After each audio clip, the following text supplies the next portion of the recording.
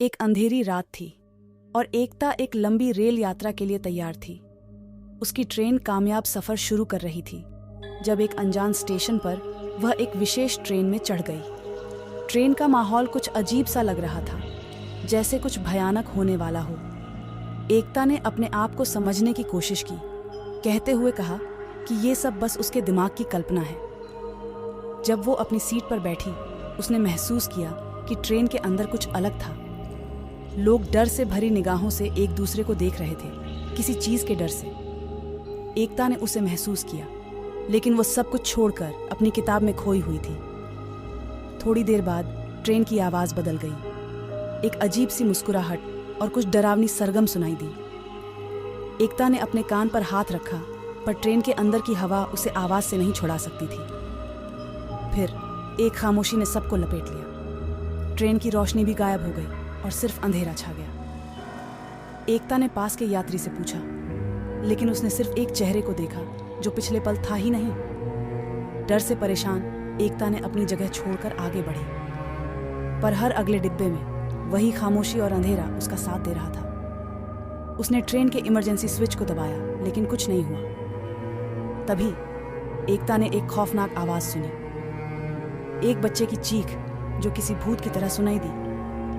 उसने सोचा शायद वो सपना देख रही है, लेकिन जब उसने अपनी आंखें खोली, उसने देखा कि कुछ और था।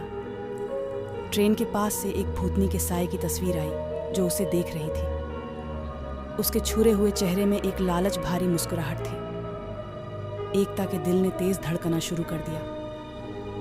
वो भूतनी के चेहरे को देखकर चुप हो गई। उसने समझा कि कुछ गलत है और वह ट्रेन से निकलना चाहती है, लेकिन ट्रेन नहीं रुकी।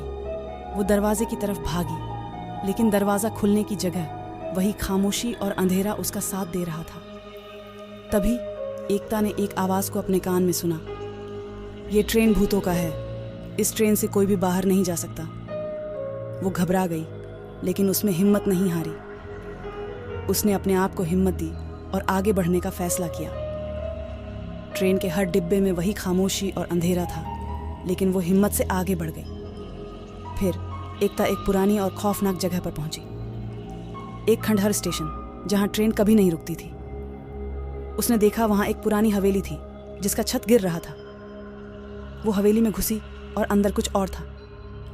एक अजीब सी मुस्कुराहट और खौफनाक आवाज उससे मिल रही थी। उसने अपने जीवन के सबसे खतरनाक पलों का सामना किया। हवेली के कोने में एकता ने एक पुरानी किताब पाई जिसने लिखा था कि ये ट्रेन और हवेली एक भूतियापा है।